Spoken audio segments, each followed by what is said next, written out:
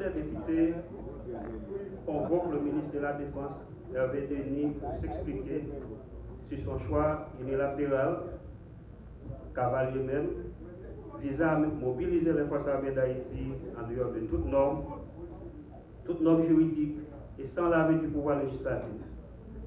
Co-dépositaire de la souveraineté nationale, les députés convocateurs dénoncent le comportement anti-républicain et anti-institutionnel du ministère de Denis. Benoît Président, la démarche unilatérale du ministre de la Défense porte à équivoque et traduit tout simplement un comportement anti-républicain et anti-institutionnel. Titulaire du ministère de la Défense, qui vraisemblablement agit sans l'autorisation et l'aval du chef de l'État, vraisemblablement M. Jovenel Moïse, et du chef du gouvernement, Dr. Jacques Lafont. Les députés initiateurs de cette convocation, M. le Président, pointent du doigt de plusieurs manquements dans la démarche du ministre qui dérangent tant au niveau légal, institutionnel qu'au niveau politique. Nous avons décelé certains manquements dans cette démarche qui sont préjudiciables au Parlement, comme pouvoir et aux lois républicaines. Parmi les manquements, je dois vous citer des problèmes liés au cadre normatif des forces armées d'Haïti. Le cadre normatif, les textes relatifs au fonctionnement des forces armées d'Haïti ne sont plus applicables et n'ont subi aucune modification depuis plus de 22 ans de dysfonctionnement des forces armées d'Haïti. Les textes ne sont plus d'actualité et ne peuvent plus faire face à la modernité en matière de défense nationale. Les forces armées d'Haïti ont été démobilisées depuis plus de 22 ans consécutifs, ce qui a entraîné l'abrogation tacite de toutes les dispositions relatives.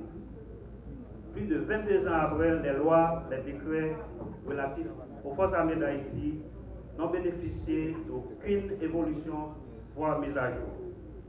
Une feuille de route qui balise l'action à mener par le ministère de la Défense nationale dans le cadre de la politique gouvernementale nous a été confiée.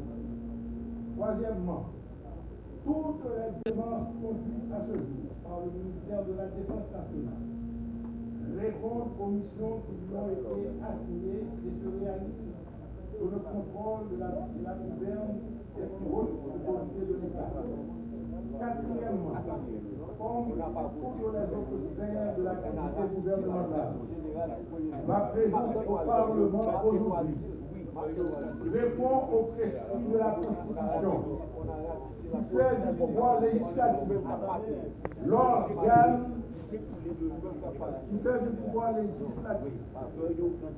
l'organe de contrôle de l'action de l'exécutif. Je suis donc ici pour répondre à toutes vos questions. Cinquièmement, le recrutement d'une classe de soldats fait partie d'un plan d'ensemble et tous les aspects pour arriver à permettre au pays de disposer d'une force de défense moderne, respectueuse de la légalité constitutionnelle et au service du développement national sont prises en compte avec les étapes bien définies. Et enfin, sixièmement, je fais partie d'une équipe disposant de capitaines dont les responsabilités sont clairement explicitées dans la Constitution. Je suis qu'un des éléments de cette équipe et j'en suis fier. Voilà, honorable président et membre du gouvernement, le contexte dans lequel je viens ici pour répondre à vos questions conformément au prescrit de la Constitution. Je serai là, ça me fera plaisir, honorable président, de pouvoir participer à cet exercice avec vous. Merci.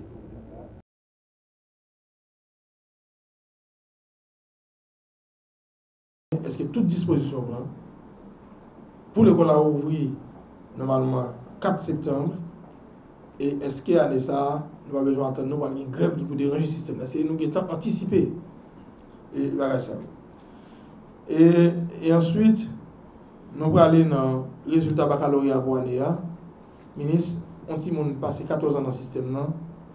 Et évaluation de l'État fait son évaluation sommative pour nous est-ce que on a assimilé ensemble des bagages pendant tout le temps passé l'école. Et nous regardons que le résultat, l'échec là, il est presque 75%, 70-75%. Nous avons environ 23% de réussite. Et il étonne nous, il interpelle nous. Nous ne travaillons pas pour nous faire, pour nous comprendre pour qui ça taux d'échec là est élevé comme ça. Qui mesure qui prend et pour redresser les bas.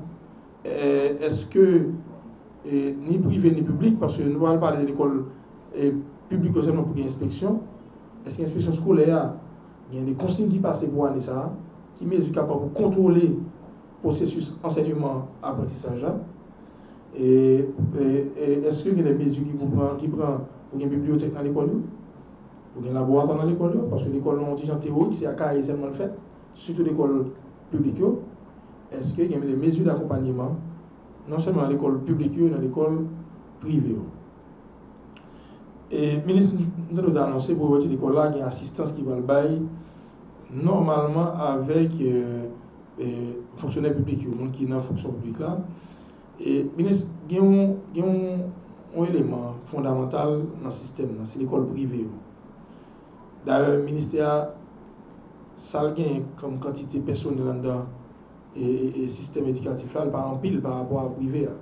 Si nous avons environ 200 000 professeurs, ce n'est pas 15% de professeurs. Donc, toute question, c'est l'école, tout, c'est privé. Et nous connaissons le traitement qui est dans le privé. Il y a des professeurs qui ont touché 2000 gouttes ou 1500 gouttes. Et c'est des gens, ministres, s'il vous plaît, ramasser n'importe qui bon. Il ne va pas gagner la fête, puisque vous avez une vie qui peut se compléter. Et moi, je voulais comprendre que le contrôle est limité ni sur l'école privée, ni sur l'école publique, parce que c'est l'État qui a pour responsabilité de faire question et l'éducation et avancer. Donc, besoin qu'on ait qui considération pour l'école privée. Et au niveau des contrôles, qui s'est fait au niveau de l'école privée. Et avant même, nous quitter question de l'ouverture de classe là pour nous passer, disons, échec scolaire à nous exposer, mais l'ouverture de classe là, on va intéresser notre ministre. Nous avons pris le bruit dans l'ARIA sur question de soit des tentatives de détournement, parce que le ministère de l'Éducation nationale, depuis on parle de kits scolaires, c'est lui-même qui gère ça. Nous avons reclassé nous pour nous, qui mesure nous prend et dans quel niveau le ministère lui-même est engagé dans le bagage ça. Donc, échec scolaire, ministre, nous avons aimé qu'on ait mesures qui prend pour en faire année et en pile parents qui ont investi dans Timounio pour taux d'échec là par 70% et plus encore. Contrairement à toute année avant yo, côté toujours l'argent qui mettait à la disposition ministère Éducation nationale pour entrer l'école là, année ça jusqu'à moment m'a parlé là, on peut l'argent ça pour entrer l'école là. Cependant, nous faisons tout ça possible pour nous préparer à entrer l'école là quand même avec les moyens de bord. Et nous avons gagné dans l'argent subvention ministère, dans le budget nous, 100 millions de gouttes. Et nous prenons, nous subventionner des milliers de parents nécessiteux avec. Donc, jusqu'à aujourd'hui, là, nous avons fait un mois de parents subvention pour étudier l'école. Ça nous subventionné à 50%, à 25% ou à 100%. Ça dépend du montant. Nous avons fermé subvention. L'engardé, nous avons l'argent qui était là toujours. Nous ouvrons encore et nous continuons à prendre subvention dans mes parents. Donc, parents lui-même qui viennent prendre subvention, ils viennent avec photocopie carnet Timounan, photocopie acte de naissance Timounan, photocopie liste d'école Timounan avec une lettre de demande lui fait à ministre de l'Éducation nationale. Subvention manuelle scolaire, que est un véritable scandale dans le pays d'Haïti depuis longtemps. Chaque année, c'est toujours même pimpé blanc. Manuel la subventionné par l'État. L'école ouverte en septembre, novembre, décembre, janvier, février, c'est les ça manuel apparaît. Qui ça que la cause ça exactement? D'après toute analyse que me fait, ça que la cause ça c'est que ministre éducation nationale yo toujours lancé marché à trop tard. Et nous-mêmes, nous venons monter dans ministère, nous venons dans tête ministère dans 22 mars, dans fin mois de mars. Donc là ça nous déjà arrivé trop tard pour lancer un marché comme ça. Mais et là nous venons nous faire tout ça possible nous lancer marché quand même. Et je dis à la, il y a un pile éditeur qui est dans un manuel disponible.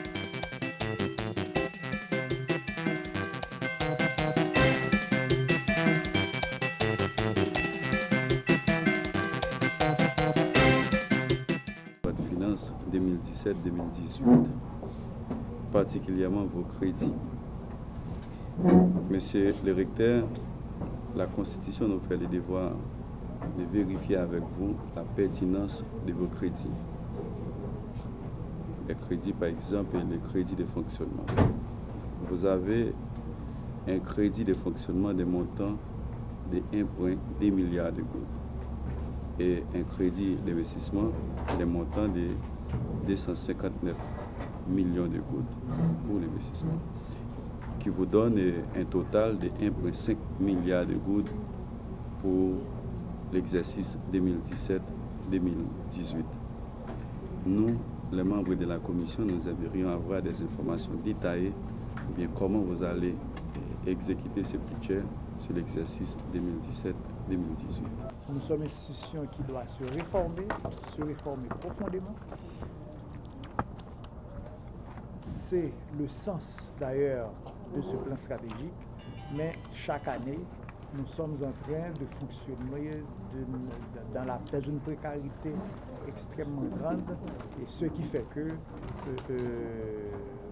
il y a des revendications permanentes, et cette situation de précarité donne souvent lieu et sert souvent de prétexte à des demandes qui ne sont pas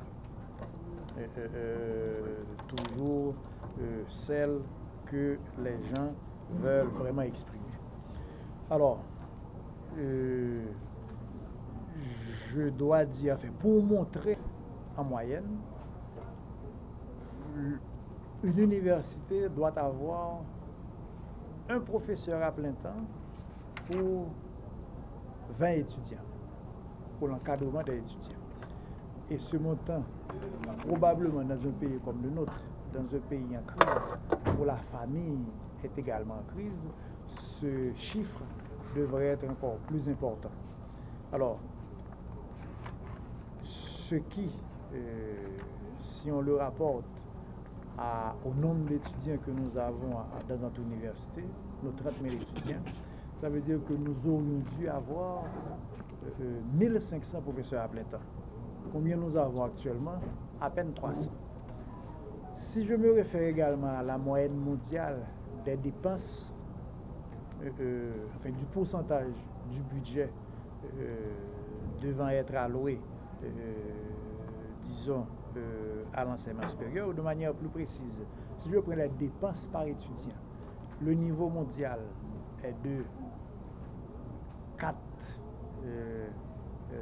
000 $, 4 500 $ par étudiant. Or, chez nous, il n'atteint pas 700 $.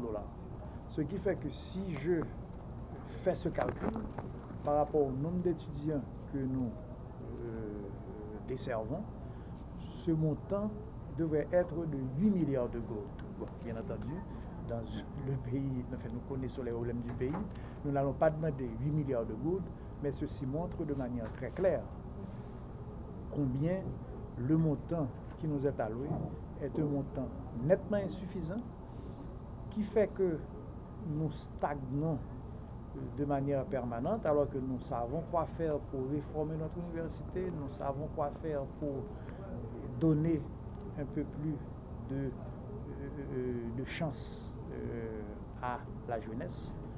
Nous savons quoi faire pour mieux former les cadres, les dirigeants de ce pays. Et il est clair que dans cette perspective, ce qui est en jeu, ce n'est pas seulement le présent, mais c'est également l'avenir de ce pays, parce que le rôle de l'université, c'est aussi de préparer la relève, c'est aussi de faire des recherches pour nous permettre de comprendre diverses situations, pour inspirer des politiques publiques pertinentes et pour aider l'État, le pays, la société à avancer vers le progrès.